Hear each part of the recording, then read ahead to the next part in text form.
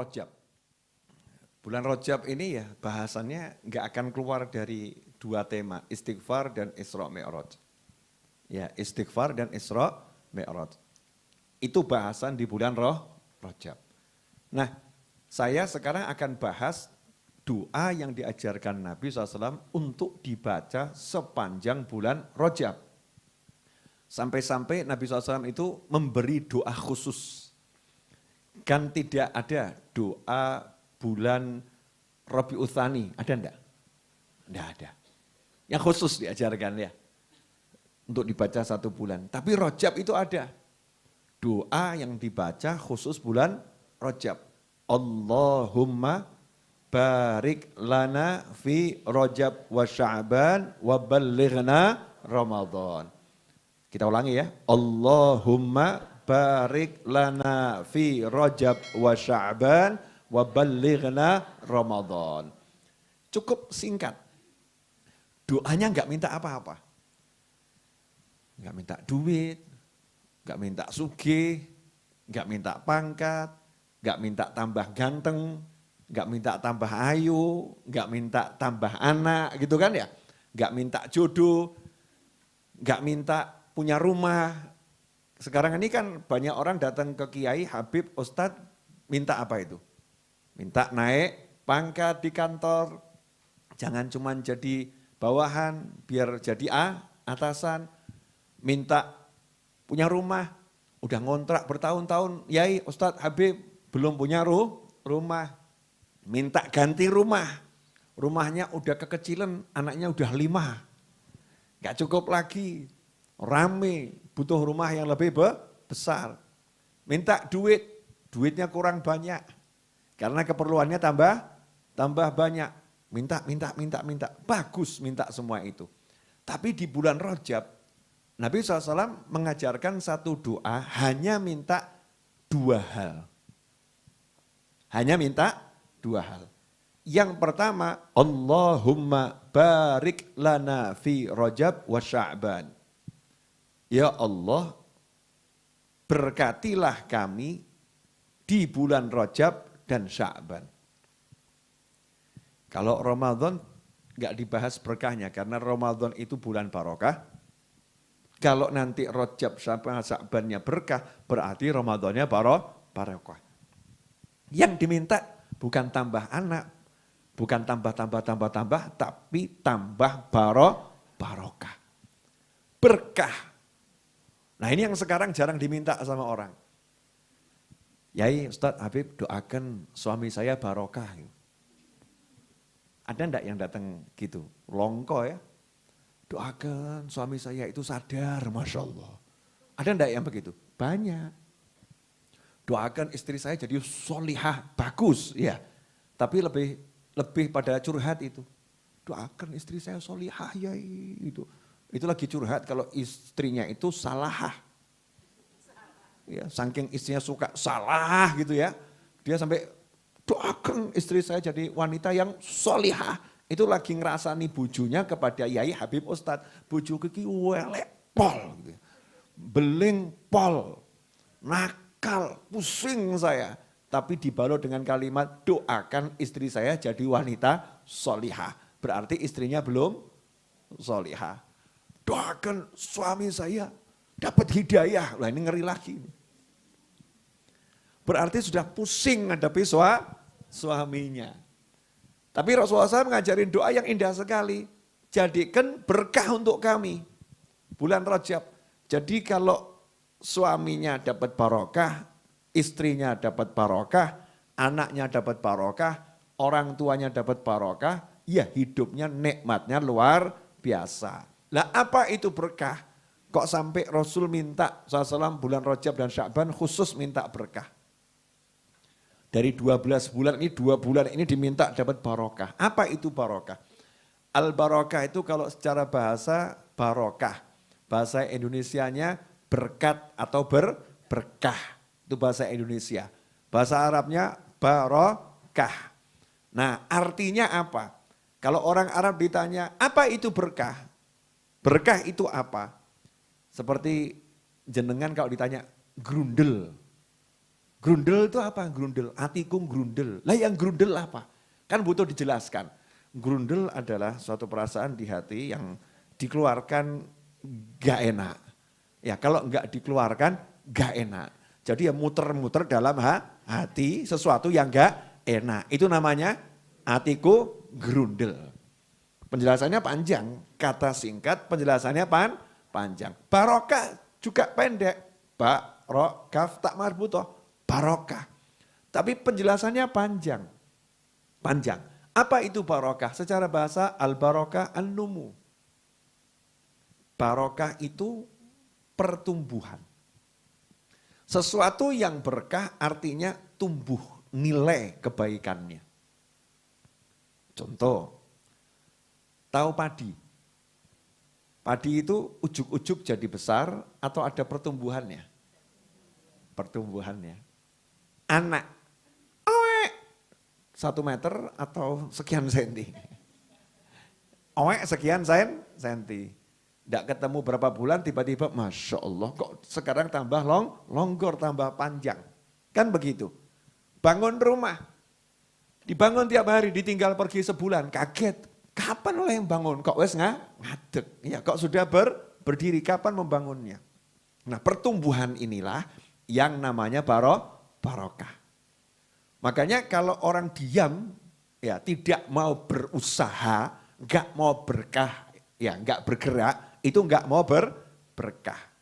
Tapi kalau di majelis kakean obah ngilang barokah. Jangan salah ya. Jadi orang disuruh bergerak artinya berusaha. Al-harokah barokah. Kamu kalau mau usaha yang halal, kerja betul, dapat nggak dapat nggak usah dipikir. Tapi bergerak itu mendatangkan barokah. Karena bergerak tiap hari orang bangun barokah.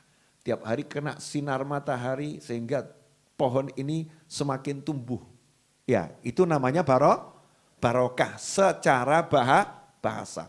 Benih padi ditaruh, dilelep-lelepkan ya, diamblesno di tanah, diidak-idak, betul kan diinjak-injak, dimasukkan dalam tanah. Mendemnya semakin dalam, tumbuhnya semakin kuat. Naik ke atas, tiba-tiba ada bulir padinya banyak. Dari cuma 1, itu namanya barokah. Pelok apa itu?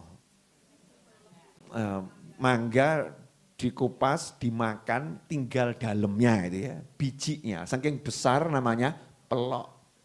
Nok cilik wiji ya, wiji timun, betul kan ya? Tapi kalau pelem enggak wiji pelem. Punya nama sendiri, namanya apa? Pelok. Kenapa dikasih nama pelok? Besar. Karena besar. Kalau kecil wiji timun gitu kan ya. Nah, biji. Nah, ini pelok 1 biji timun tadi itu ditaruh di halaman, didiamkan. Tiba-tiba keluar, ya.